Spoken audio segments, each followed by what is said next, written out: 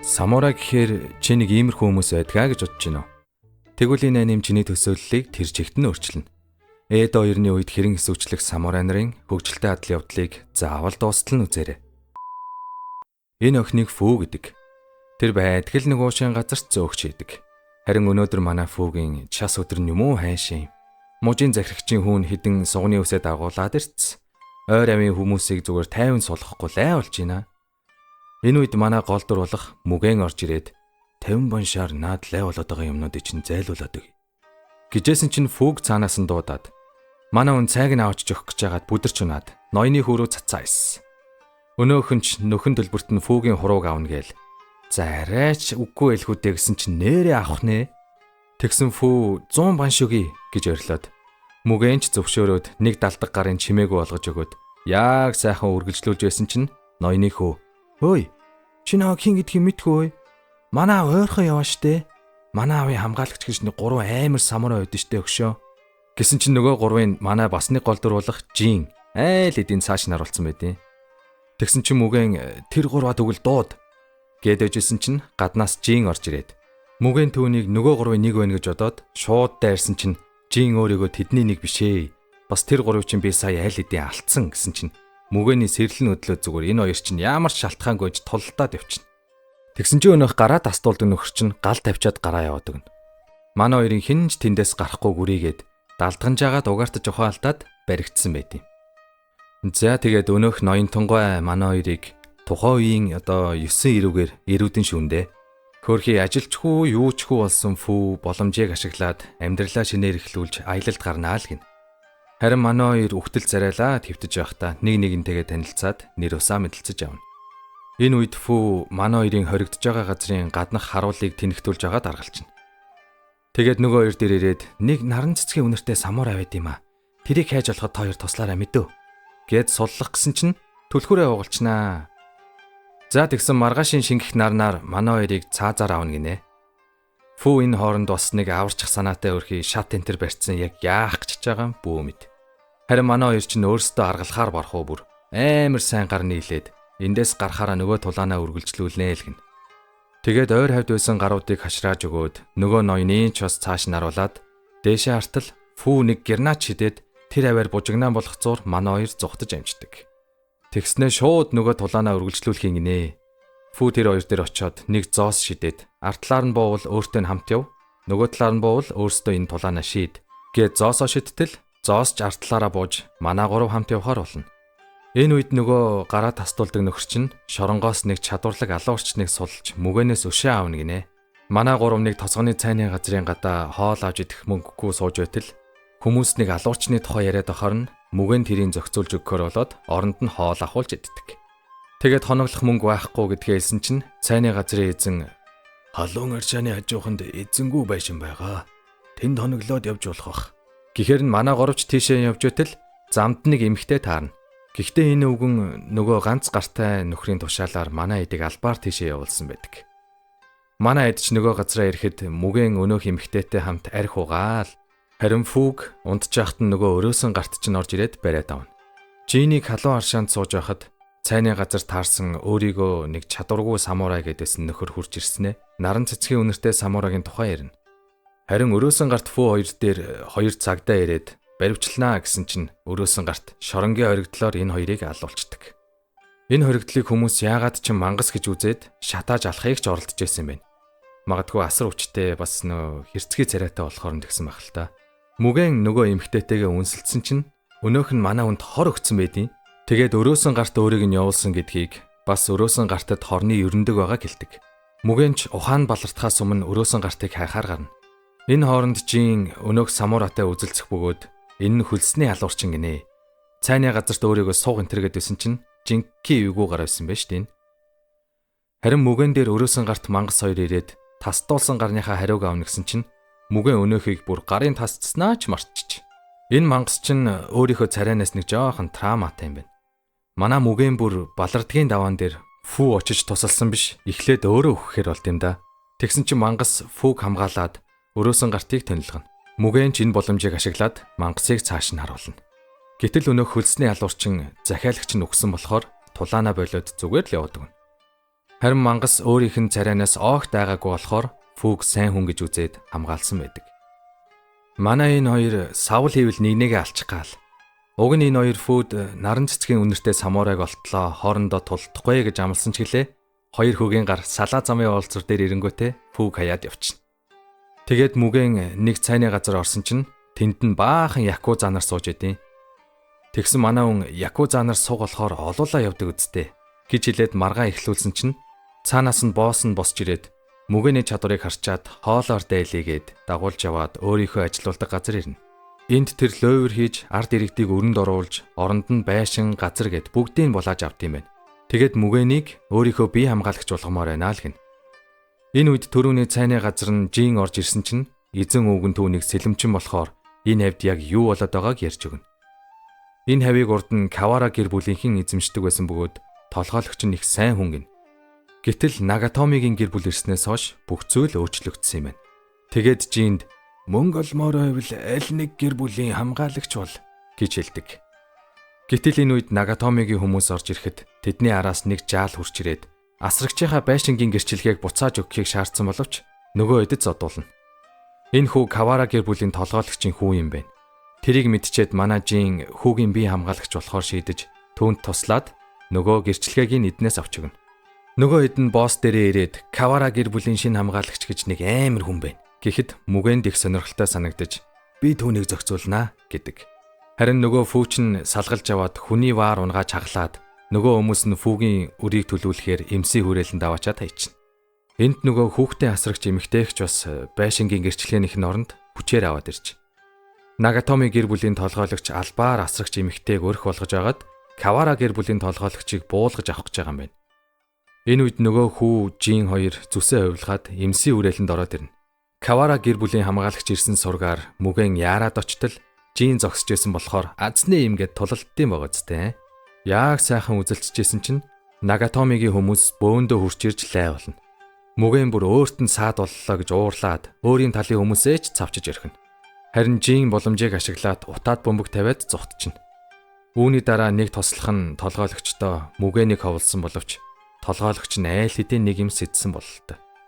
Энэ үед Фүү асрагч эмэгтэйтэй хамт эндээс зүхтчихъя гэсэн чинь нөгөөх нь зүхтуул аавыг алчих болохоор чадахгүй айл гин. Мүгэн өнөөх толгойлогч дээрээ ирээд явж Кавара гэр бүлийнхэндээ тулдмаар байна гэсэн чинь босс нь мүгэнийг зүгээр л дэрэгдээ ойлгож байвал өөрийнх нь доор ажилтдаг хүмүүс боссынхаа үгнээс зөрж чадахгүй.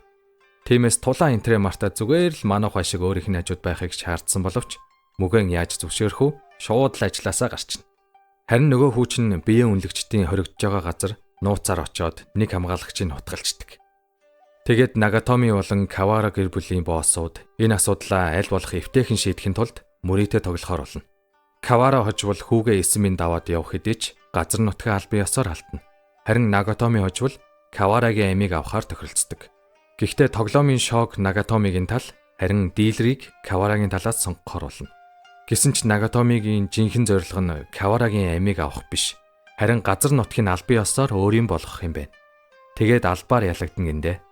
Ингээд тоглоом эхлэх болоход Каварагийн дийлэр ирдгүй. Нагатоми л нэг юм хийснээс гарцаагуулж таарлаа. Гэтэл манай Фүү эмсийн хүрээлэнгээс зүхтаж яваад санаандгүй энд хүрээд ирсэн чинь түүнийг Каварагийн дийлэр гэж бодоод шууд тоглолтын өрөөрөө оруулцдаг. Тэгсэн чинь Фүү өөртөө мангар ихтгэлтэй жинхэнэ мэрэгжлийн хүн шиг сууж аваад шоогоо айтал Нагатоми хожд юм да. Тэгсэн чинь Кавара шууд л сеппуку хийгээд өөрийн амиараа хүүгээ болон газар нутгаа солиод үхдэг. За ер нь бол энэ үхэл нь самурай нарын хувьд хамгийн нэр төртэй үхэл гэж тооцогдд юм байна. Гэсэн ч Нагатоми угаасаа новширхан ойлгомжтой байсан л та. Энэ үед манай мүгэн орж ирээд жинхэнэ буснуулнаа. Тэгээд Нагатоми эндээс зүхтаад гарсан чинь нэг тослох нь түүний замд хүлээж аваад цааш нь харуулсан байдгийм. Энэ нөхөр урд нь Кавара гэр бүл зүтгэдэг байж.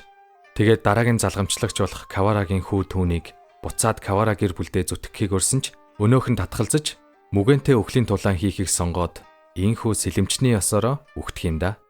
Манай гурвын гурван аялал цааш үргэлжилж гол гатлах мөнгөгүй, хоолны ч мөнгөгүй, ямар сайндаа л Фүү нэг залуу найраад нөгөөхөр нь манай хоёр ч бас хоол авахулж идэхэвдэ.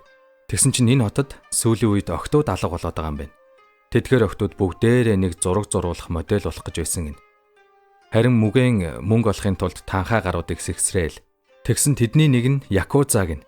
Тэгээд эзэгтэй дээрээ очиод мөнгөө дээрэмдүүлснээ хэлж сөгдөн барин байж дахиж нэг мөнгө аваад гарсан чинь дахиад мүгэнтэй таарад хөөцөлдөж явтал Фүү нөгөө залуутайгаа хамт гэрлүү н орох гэжэдэг. Тэгсэн энэ залуу чинь зураач гинэ. Арай нөгөө хэрэгтэн юм шиг үстэй. Жин энэ үед нэг хөгшөнтэй мөнгөний төлөө амиа бооцоонд тавьж шогийг тоглохоор болдог. Энэ хоёрын тоглолт орой олтол үргэлжилсэн ба өвгөн яг хожигдохын даваан дээр албаар өргөө нурааж маргааш үргэлжлүүлээ гэхэд Жин бүгдийг буцааж байрлуулад үргэлжлүүлэхээр болно. Нөгөө зураач чинь зураг нэг л болохгүй байх гэснээ Фүүгийн ховцыг тайлуулаа. Харин энэ мөрдөгч алга болсон охидын хэргийг мөрдөж байгаа юм байна. Гэтэл энэ зураачийн жинхэнэ ажил нь охидуудыг хуурч авчираад Якуза нарт барьж өгд юм байна. Манай Фүү хөөрхий дахиад барьцаалагдваа гэж. Харин нөгөө зураач залууч нь хурч ирж Фүүг суллаад яг жинхэнэ үннээ хэлдэг. Энэ нөхөр зургаар мөнгө олдгүй болохоор ийм ажил хийж амь зууд юм байна л та. Гэтэл эзэн аж маань хурч ирээд зураачийг нэвширтэл зодоод гэрт нь авч чайтал мүгэн айл хэдийн Фүүг хайгаад ирж. Тэгээд энэ хоёр Фүүг өөр тийшээ авч явахаас өмнө аврахаар очтол хоцорчж. Энэ нэг бүтлэхүүн мөрдөгч одоо шүнжин унтцсан байсан юм уу хайшийн. Тэгээд мүгэн ямартайч нөгөө гаруудын завийг гүйцэж очтол нэг нь Фүүг аваад зугтчт юм да. Тэгээд түүнийг ч бас ардаас нь хөөж очоод хашрааж өгнө. Ингээд мөрдөгч ч бас хурч ирээд эднэрийг барих нотлох баримтаа үзүүлээд толгойлогчийг баривчлна гэтэл өнөөх нь Жинтэй шүнжин шогээ тоглосон хөгшин байдیں۔ Ингээд манай Жин тоглоомонд ялсан бооцооны мөнгө авч манай гурав арай гэж мөнгөтэй боллоо. Тэгээд энэ гурав маань явсаар дараагийн хотод ирэхэд тэнд нь хэн их хоол идэж чадах вэ гэдэг тэмцээн болж байхын тэр. Манай эд замдаа бүх мөнгөө өрцөн болохоор тэмцээнд бүртгүүлэх мөнгөгүй болчих. Тэгээд сэлмнүүдээ барьцаанд тавиад оролцохоор болно. Тулаанд ялагдлаа хүлээхээр бол 2 гараа хавсрах юм байна. Тэмцээн нэлээд ширэн өрсөлдөөнтэй байсан ч Жин нэг их удалгүй буугаад өгч. Мүгэн бүр гидсээ тултал идээд золтой л хадан гэрээхээ хаалгыг татсангүй. Ингээд сүүлийн 2 оролцогчийн нэг манай Олимпийн найдвар Фүү. Түүний ходоодыг бүр тайлбарлагч нь хар нөх гэж авсан. Тэгж хэлхээс ч өөр аргагүй. Бүр амар иддэг ч байх шиг. Даанч толгой дээр нь эргэлдээд байсан ялааг алах гэж хагаад гараа хавсаргаад тэмцээнээс хасагчдаг. Тэгсэн харин тэмцээний ялагч нь нэг гадаад залуу байх бөгөөд манай гурвын сэлмийг ч бас шагналдаа авчиж.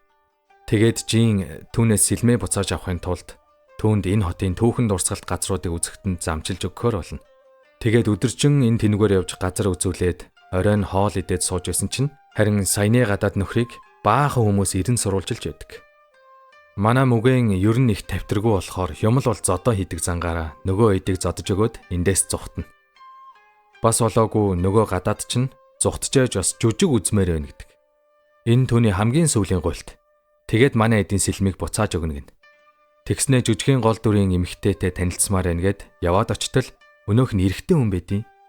Тэгсэн чинь гадаад нөхөр яг миний тайп шиг ёо. За энэ нөхөр чинь Галланд юм байна.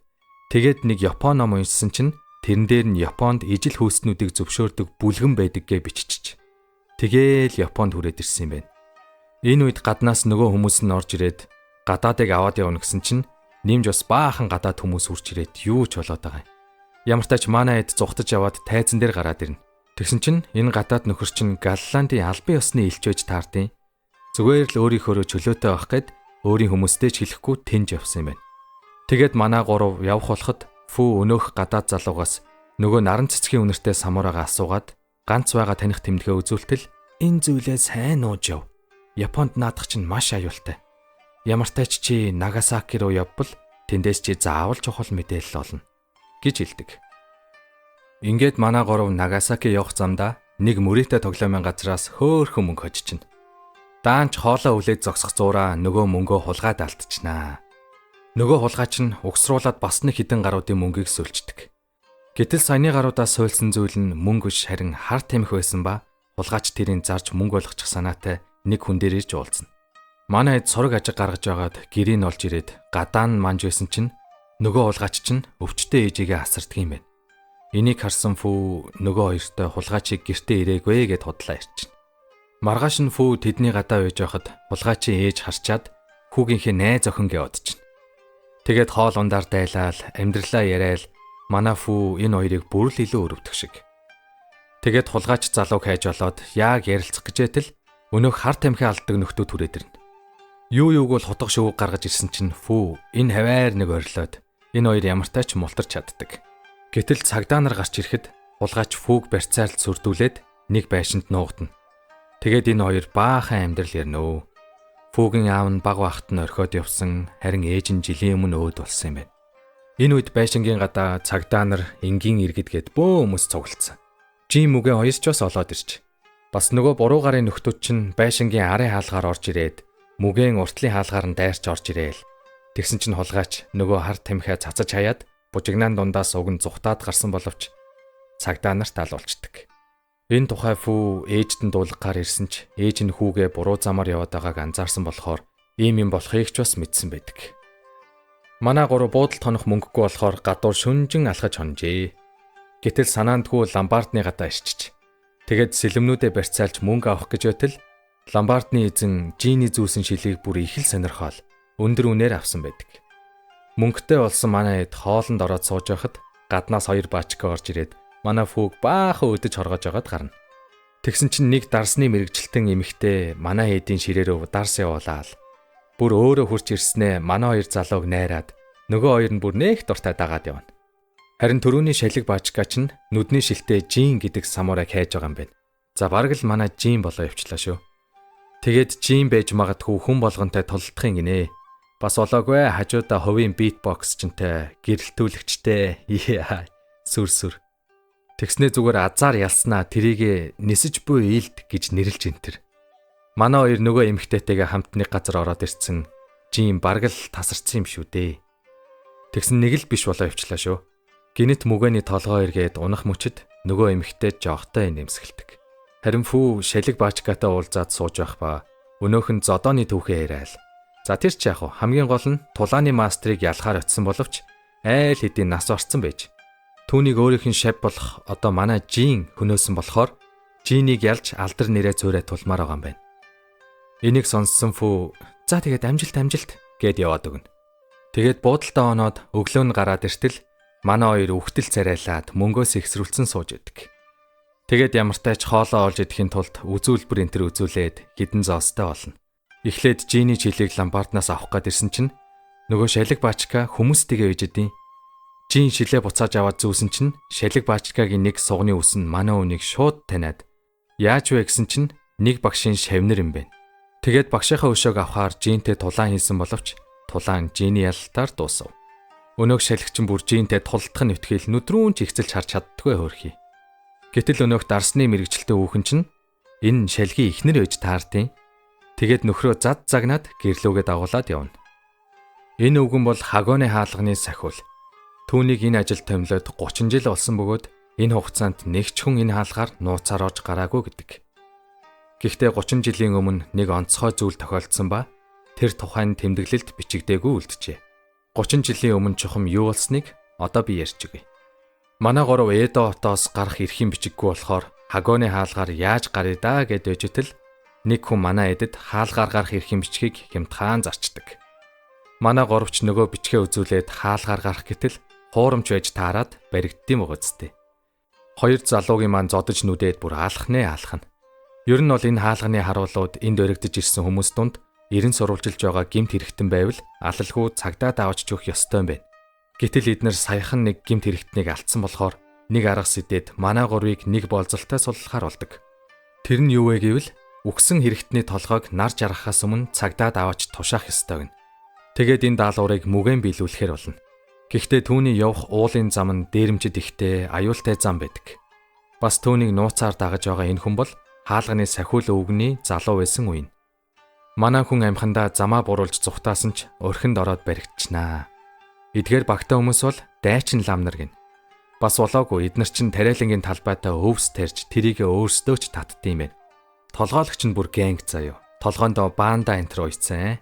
Эднэрийн зорилго нь төр барьж байгаа самурай нарын эсрэг бослог гаргах гинэ. Өнөөх хамгаалагч залуу нууцаар мүгэнийг оргуулах гэж хагаад өөрөө ч бас баригдчихна.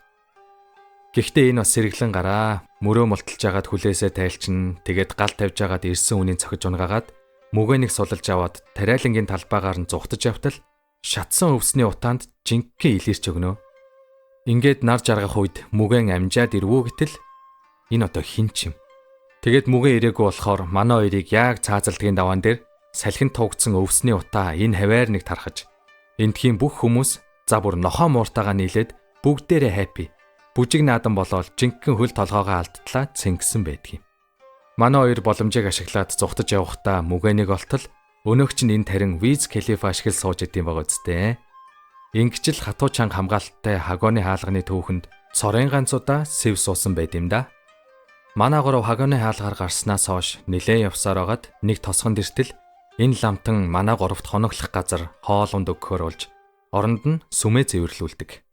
Тэгээд фүү гадуур явж байгаад нэгэн цоврал алуурчны толгойд 10 зоос амлсан байгааг харчаад нөгөө хоёр дээрээ ирээд хэлтэл мүгэн тэр алуурчныг чадварлаг байхаас гарцаагүйгээд хайж олохоор шийддэг. Гэвч алуурчны царайг харсан хүн байхгүй болохоор энэ амийн хамгийн чадварлаг хүн түүний дараагийн бай болох нь ойлгомжтой гэж бодоод олоод очтол өнөөхөн зүгээр хуурамчгаар байдیں۔ Тэгээд оройч болж мүгэн нэг мухлагт суугаад арх уух гэтэл мөнгө нь хүрдгүй өрхий. Тэгсэн чинь энэ залуу манай үнийг архиар дайлъя гэснээ бас хөөхөн шалгаад байгаа мó хайшаа. Энэ хоёр хэсэг юм ярингаа мухлагаас хараад салаад явах гэтэл мүгэн түүнийг цоврал алуурчин гэдгийг мэдсэн байдаг. Яг тулалдах гэж байтал эргүүлүүд хурч ирээд өнөөх алуурчин зүхтахдаа дараагийн тэргэл сартай шөнө яг энэ газараа уулзъя гэж хэлдэг. Уг нь хальтхан л илд зөрүүлээд өнгөрсөн боловч өнөөгч нь мүгэний гарын алгыг яаж ч юм зүсцэн байдیں۔ Харин Жин энэ ламтанг жирийн нэг лам биш гэдгийг олж мэдсэн байж. Энэ үед мүгэн ч бас хурч ирэхэд ламтан манай эдэд алуурчны төвхийг ярьж өгдөг. Урд нь энэ ламтангай тулааны сургуулийн багш байж. Өнөөх алуурчин түүний шав байсан ба нэг л өдөр тушаал ирж шавн далайд гарахаар болж. Гэтэл сууж явсан хөлөг онгоцон живж бусад бүх хүмүүс нь үхээд тэр ганцаараа л нэг арал дээр амьд гарч ирсэн байв. Энэ арлын хүмүүсийн тулааны урлаг нь хүний биеийн дотоод энергийг удирдах, биед нь хөрөлхүүгээр гимтээдгийг харчаад тэндээ 10 жил бэлтгэл хийгээд тэрхүү тулааны урлагийг төгс сурч аваад багш дээрээ ирсэн юм байна. Гэсэн ч тэр нэгэнт урдын шавнд биш болсон байлаа.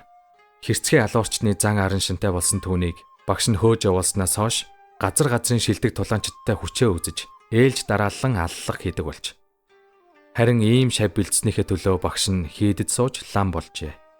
Энэ түүхийг сонссон мүгэн дараагийн тэргэл сар гарах хүртэл шууд л бэлтгэлтэй орно. Ингээд тэргэл сартай шөнө алуурчны эсрэг мүгэний тулаан эхэллээ. Уг нь мүгэн чин дайснуудаа илүүрхдэг байтал алуурчны эсрэг бол тийм хайр байсангүй. Энэ үед алуурчин нууц техникээ эргэлтэл мүгэн ч бас өнөөхийн айл эдийн сурцсан байдаг. Гайхсан алуурчин мүгэнийг гүйцээхээр очоод өөрөө тэнгэрийн орондоо завраг тамийн гүндээ илгүүдээ те. Ямартай ч морилдог. Нэгэн бороотой өдөр манай гурав цагийн ажил хийхээр болжээ.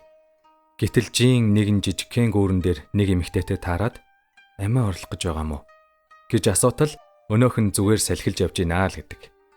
Харин Жиний хийх ажил нь могоо загсаар хоол хийж зарах байдаг. Энэ үед өнөөх эмэгтэй ирээд могоо загс авъя гэхэд манай хүн даанч загсаа уснаас нь ч гаргаж чадахгүй байгааг хараад энэ эмэгтэй Жинд туслахаар болж оройжонгоо хамтдаа могоо загас зардаг. Тэгээд ажиллаа дуусаад явхдаа өнөөх эмэгтэй чинь маргаашнаас эхлээд эмсийн хүрээлэнд ажиллана гэдгээ Жинд хэлдэг. Харин мүгэн хаанаас ч юм нэг цох орхоо авцсан. Тэрийгэ бүр тулаанд бэлдээд чулууж хэрүүлсэн ч байж ах шиг. Маргааш нь цох орхооны тулаан гэд бооцоотой тэмцээнд мүгэний цох тулалдж байна. Мүгэн бүр цохондоо Родригез гэд нэр өгсөн заяа. Тэгсэн харин бэлтгэлийн үр дүн гарвуу яав. Родригез ялаад манай хоёр нилээ их мөнгө хочд юм да. Жин өнөөх эмэгтэй дээрээ ирж уулзах гэсэн боловч өнөөхөн Жинийг дахиж битээ ирээрээгээд цаашаа орчино. Манай хүн бүр дурлцсан юм уу яасан сэтгэл санаа манай зүгээр шалаар нэг. Зодон хийх ч хүсэлгүй юм орж шít. Тэгээд нэг зодуулсан муур шиг юм нөгөө хоёр дээрээ ирээд мүгэнээс мөнгө зээлээд эмсийн хүрээлэн орлоо гэд явчихна. Нөгөө хоёр чинь Жинийг гайхацсан бүр фүү тэгсэн чинь өөрийн байсаар итл яах гэж эмсийн хүрээлэн ордог байна ч гэж ах шиг. Харин мүгэн бүр Жинийг гээ гэж боддог байсан чинь ашгүй эмсийн хүрээлэн орсонд нь бараг баярлаад байгаа юм шүү. Манай хүн ч өнөөх хүүхэнтэйгээ шөнийг хамт өнгөрүүлээд өглөө нь хамтдаа эндээс зугтах тухай ярьсан чинь эмэгтэй зөвшөөрсөнгүй. Гэтэл гаднаас энэ эмэгтэй нөхөр нь уулзахаар ирснээ мөнгө нэхэж энтэр. Ер нь бол энэ баачка мөрийтэй тоглоод дааж давшгүй өрөнд орчоод эхнэрээ эмсийн хүрээлэнд зарцсан юм байна. Оройн Жин нөгөө хоёртой бүр салах ёс хийснээ яваад өгдیں۔ Тэгээд өнөөх эмэгтэйгээ очиж аваад яг зугтах гэтэл хамгаалагчд нь хүрээд ирнэ. Ядж хахад манай хүн сэлэмгүй. Энэ үед нөгөө хоёр маань хурч ирээд Жинийг хайрттай хамт зугтахад нь тусалдаг. Голын ирэг дээр завинд суух гэтэл өнөөх нөхөр нь ирж шалчганаа л. Тэгсэн харин нүүрлүүн хідэн зоос шидээд түүнээс саллаа гэдэг. Гэтэл жин завинд суулгүй үлдэж хайртай үнэ эрх чөлөөтэй явуулсан юм да. Манай гурав явсаар агаад далаа дээр иртэл тэнд нь байсан нэг эмэгтэй мүгээнийг таниад уйлаа дундын. Гэтэл баахан дээрэмчид манай эд рүү дайраад иртэл босс нь мүгээний хуучны танил байдаг. Тэгээд мүгээнийг хил амаар өдөөл тэгснээ мүгээнд нэг гайгүй ашигтай ажлын санал тавьдаг. Энэ охиныг Коза гэдэг ба саяны боссынх нь дүү юм байна. Эднэр мүгэнтэй хамт нэг арал дээр төрж өссөн бөгөөд тэр арал руу зөвхөн хэрэгтнүүдийг илгээдэг бүтэхгүй газар байж. Бас урд нь яагаад ч мүгэн цагдаа нарт баригдаад буудуулахаас өмнө далаараа өсрээд зүхтж исэн юм байна. Энэ хоёр одоо яг тэр өсөрсөн газраас нь морьтой давхиад хинэн төрүүлж зогссон нь ялагдсан шүү. Гиснээ хоёулаа морой далаа дунтал тавьсан боловч мүгэн төрүүлж хаднаас барьж авсан болохоор ялагдаж нөгөө ажилд нь туслахаар болдог. Бас энэ босс гээд байгаа нөхөр энэ тосгоны бүх залуусыг хооронд нь алдцуулаад амьд үлдсэн хүмүүсийн бүлгэмдээ эсвэлж авсан байв. Тэгээд манай хоёр маргааш эндээс явцгаая гэсэн чинь мүгэн татгалздаг. Харин нөгөө мөнгөний ажил гээд байсан юм нь их хэмжээний алтан гултмаа атсан шоогууны хөлөг онгоц удахгүй энэ ирэг дээр хэсэг зогсох юм байна. Тэр хөлөг дээр эдний нэг туршуул байгаа болохоор мэдээлэл бол батны л гэж байна. Харин хөлгийн харуул хамгаалт сайн болохоор шөнийн цагаар харанхуйг ашиглаж дайралтыгээд гултмаануудаа аваад хөлөг онгоцыг хүмүүстэй намд арчиж хайна гин. Ингээд хөлөг онгоцч эрдгээр ирж энэ хидж ажиллахаагаа эхлүүллээ. Мүгэн өөрсдийнхөө завийг жолоодож харин босс нь хөлөгт нууцаар нэвтэрч дотроос нь дэлбэлнэ гэж ярьсан ч гэлээ яг үнэндээ мүгэнийг өгөөш олгож үлдээгээд өөрсдөө алтыг авч зүхтах бодолтой байсан юм байна. Коза ахыхаа төлөвлөгөөг гадарлаж исэн болохоор мүгэнийг аврахын тулд манай хоёр дээр ирж бүхнийг хэлээд энэ гурав айлч чадхаараа хурдан очисон боловч мүгэний сууж байсан завь нь дэлбэрчдэг. Хөөх юм олиг өмгсөн мүгэн үхэл амьдралын зааг дээр ирэхэд түүний нүдэнд өнгөрсөн амьдрал нь харагдана. Олон жилийн өмнө мүгэн энэ хэд элсэн чихэр атсан завийг дээрэмдэж аваад эндээс явхаар тохиролцсон байсан ч өнөөх босс чинь байдал эвгүүтэнгүүт мүгэнийг мөрдсөн юм байна. Тэгээд л мүгэн цагдаа нарт баригдсан байж. Хэд хоногийн дараа нэг загасчны торонд хүний цогцс байна гэхээр нь фүү учаад хартал мүгэн байд юм да. Амьтай голтой л үлдэж. Харин нөгөө мөрдөг хоёр баачка алтаа нэг нууц агуйд нуусан ба удахгүй хэрэг намжихаар хөдлөхөр болдог. Энэ үед Коза ах дээрээ иртэл ах нь түүнийг нөгөө баачкатайгаа унтуулах гэдэг юм уу хайшин. Тэгсэн чинь Коза Жинийг дагуулад ирж мүгэнийг зөвхөн би халах байсан гэж хэлээд өнөөх боссыг тамруун тонилгоно. Гэтэл Коза нөгөө залуутайгаа хамт зүхтсан байдیں۔ Тэгээ тэр хоёрыг хайж яваад мүгэнийг амьд байгааг хараад боссойгоо хайж байгаа бол тэрий чинь би алдсан. Тэр Коза чинь ахыгаа бас мөрцсөн байлээ гэж хэлдэг. Ингээд мүгэн өнөөх хоёрыг олж ирээд залууг нь тонилгоод Козаг кармагаа идэлгэсэн байртай амьд үлдээгээд яваад өгнө. За guys, тэгээд аним таалагдсан гэж найдаа. Хэрвээ part 2-ыг хүлээж авч үзэхийг хүсвэл лайк, subscribe дараарай. Бас комент хийээрэй, окей? Тэгээд дараагийн анимаар уулзтлаа. Түр баяртай.